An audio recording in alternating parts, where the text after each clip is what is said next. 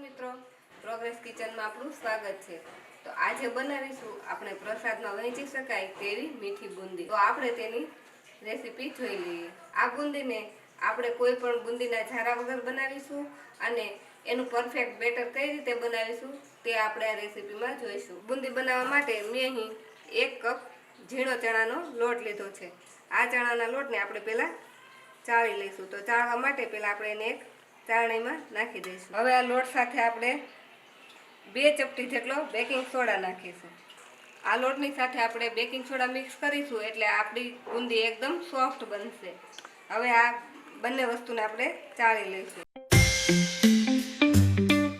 બુંદી બનાવવા માટે લોટને ચાળીને જ લેવાનો, કેમ કે જો આપણે લોટ ચાળ્યા વગર લેશું તો એમાં જે આ રીતે કઠણ ગાંઠ હશે એ બધી આપણે બેટર બનાવીશું તેમાં લમ્સ પડશે।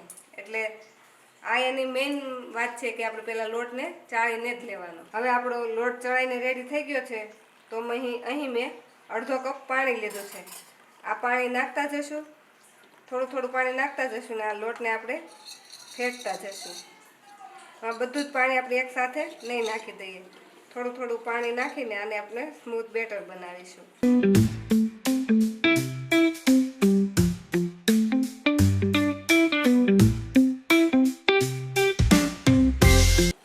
આપણે અત્યારે અડધો કપ પાણી નાખી દીધું છે।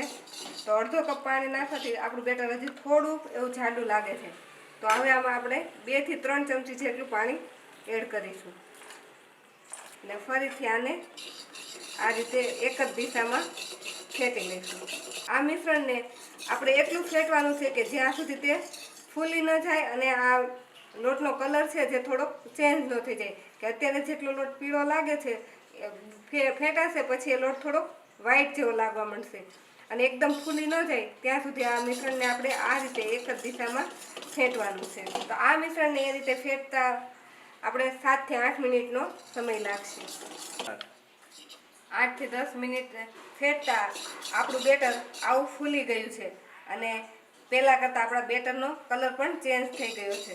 તો હવે આપણું આ બેટર બુંદી પડવા માટે પરફેક્ટ છે કે નહીં તે ચેક કરવા માટે આપણે એક વાટકીમાં પાણી લઈશું અને એ પાણીમાં આપણે આપણા બેટરના ટીપા પાડીશું।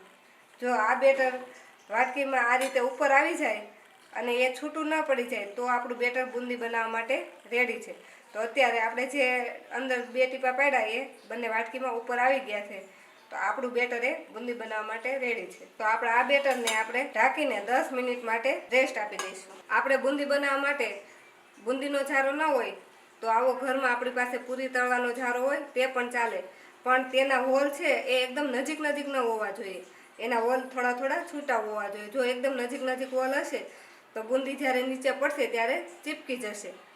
અને આ ઝારા સિવાય જો આપણી પાસે આ ટાઈપની વેજીટેબલ ખમણવાની ખમણી હોય તો તે પણ ચાલે। તેના જે કાણા હોય એ મીડિયમ સાઇઝના હોય એટલે આનાથી પણ આપણે બુંદી પાડી શકીએ। તો બુંદી બનાવવા માટે આપણે મીડિયમ ગેસની ફ્લેમ પર તેલને ગરમ કરી લઈશું। આપણું તેલ હવે ગરમ થઈ ગયું છે। તે બુંદી પડવા માટે પરફેક્ટ છે કે નહીં તો તે ચેક કરવા માટે આપણે તેમાં થોડોક લોટ નાખીશું અને જો એ નાખીએ ને તરત જ તેલમાં ઉપર આવી જાય તો આપણું તેલ બરાબર ગરમ થઈ ગયું છે। હવે આપણે ગેસની ફ્લેમને મીડિયમ કરી દઈશું। હવે આપણે આ રીતે ઝારો લઈ લેશું અને ઝારાને આપણે ગેસથી 4 થી 6 ઇંચ જેટલો દૂર રાખવાનું છે। તેટલે દૂર રાખી અને તેમાં આપણે એક કળછી ભરીને આપણું આ બેટર નાખીશું। બેટર નાખીશું એટલે ધીમે ધીમે બુંદી પડવા માંડશે, પણ આપણે ઝારાને સહેજ પણ હલાવવાનો નથી, એની જાતે જ બુંદી પડવા દેવાની છે। તો થોડી જ વારમાં ઝારામાંથી આપણી બુંદી ધીમે ધીમે નીચે પડવા લાગશે।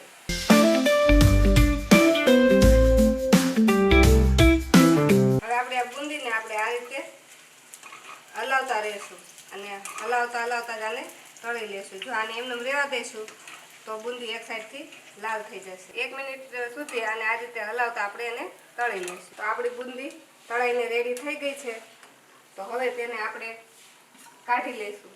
હવે આપણી બુંદીને આપણે એક જાળીમાં લઈ લેશું કે જેથી તેમાં વધારાનું તેલ હોય તે નીતરી જાય. આવી જ રીતે હવે આપણે બીજી વાર પણ બુંદી પાડી લઈશું. પણ આપણે જ્યારે બીજી વાર બુંદી પાડીએ ત્યારે એ વાતનું ખાસ ધ્યાન રાખવાનું કે આપણે જારો કે ખમણી જે પણ વાપર્યું હોય તેને આપણે પહેલાં સાફ કરી લેવાનું છે. કાં તો એને ધોઈ લેવાનું, કાં તો એને કોરા કપડાથી લૂછી લેવાનું. પણ જે પહેલી વારનું બેટરવાળું બગડેલું હોય તે આપણે આમાં લેવાનું નથી. જો બગડેલું હશે તો આપણી બુંદી એકસરખી નહીં પડે. એટલે આ વાતનું આપણે ખાસ ધ્યાન રાખવું. ફરીથી જારાને આ રીતે સીધો રાખી હલાવ્યા વગર તેમાં આપણે બેટર નાખી દઈશું. તો આપણી આ બીજી વાર પણ બુંદી બનીને રેડી થઈ ગઈ છે. તેને પણ આપણે ચાળણીમાં કાઢી લઈશું અને તેલને નિતારી લઈશું. તો આવી જ રીતે આપણે બાકીના બેટરની બધી બુંદી બનાવી લઈએ. તો આપણે 1 કપ લોટમાંથી 1 ડીશ ભરીને આપણી બુંદી રેડી થઈ ગઈ છે અને આપણી બુંદી બધી જ એકદમ ગોળ ગોળ બની છે. હવે આ બુંદીને મીઠી બનાવવા માટે આપણે એની ચાસણી બનાવી લઈશું. ચાસણી બનાવવા માટે મેં અહીં 1 કપ ખાંડ લીધેલી છે.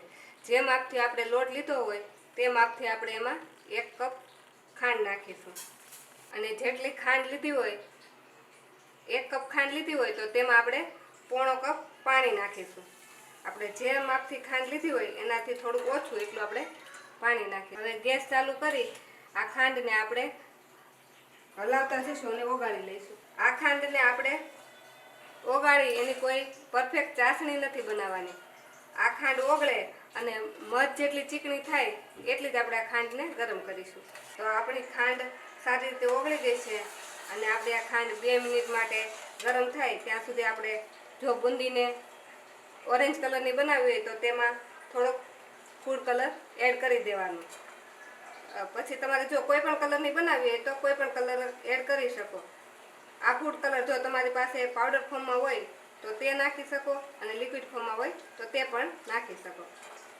જો તમને બુંદીમાં એલચીનો સ્વાદ પસંદ હોય તો આ સમયે તમારે અડધી ચમચી એલચીનો પાવડર પણ એડ કરી દેવાનો. હવે આપણે ચાસણીને 2-3 મિનિટ થઈ ગઈ છે અને જો એને આપણે ચેક કરીએ તો એ આ રીતે જોઈએ તો તે થોડીક ચીકાસવાળી થઈ ગઈ છે. આમાં આપણે કોઈ તારવાળી ચાસણી લેવાની નથી. તો આપણી ચાસણી બનીને રેડી થઈ ગઈ છે. હવે આપણે ગેસની ફ્લેમ બંધ કરી દઈશું. અને આપણી ચાસણી ગરમ છે ત્યારે જ ગરમ ગરમ ચાસણીમાં જ આપણે આપણી બુંદીને તેમાં નાખીશું અને બુંદીને ચાસણી સાથે સારી રીતે મિક્સ કરી દઈશું. આ બુંદીને આપણે ચાસણી થોડીક ગરમ હોય ત્યાં જ નાખી દેવાની. જો આપણે ગરમ ગરમ ચાસણીમાં બુંદી નાખીશું તો એ ચાસણીને જલ્દી એબ્ઝોર્બ કરી લેશે અને જલ્દી આમ એકદમ સોફ્ટ અને પોચી બનશે. તો હવે આ રીતે હલાવશું એટલે આપણી બધી જ બુંદી ચાસણીથી કોટ થઈ જશે. આ બધી જ બુંદી સારી રીતે ચાસણીથી કોટ થઈ ગઈ છે. હવે આપણે ઢાંકીને તેને 2 કલાક માટે રહેવા દઈશું. બુંદીને હવે 2 કલાક થઈ ગયા છે અને આપણી બુંદીમાં ચાસણી સારી રીતે ચડી ગઈ છે અને આપણી બુંદી એકદમ છૂટી છૂટી થઈ ગઈ છે અને બધી જ બુંદીમાં ચાસણી એકદમ ચડી ગઈ છે અને બધી જ બુંદી એકદમ સોફ્ટ અને ફૂલેલી બની ગઈ છે.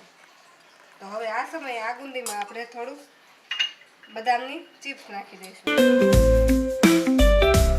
હવે તો આપણે આ બની ગયેલી બુંદીને આપણે એક બાઉલમાં સર્વ કરીશું. આપણી બધી જ બુંદી એકદમ છૂટી છૂટી બની છે અને એકદમ ગોળ બની છે. જો તમને અમારો આજનો વિડીયો ગમ્યો હોય તો અમારા વિડીયોને લાઈક કરો અને પ્રોગ્રેસ કિચન ચેનલને સબસ્ક્રાઈબ કરો.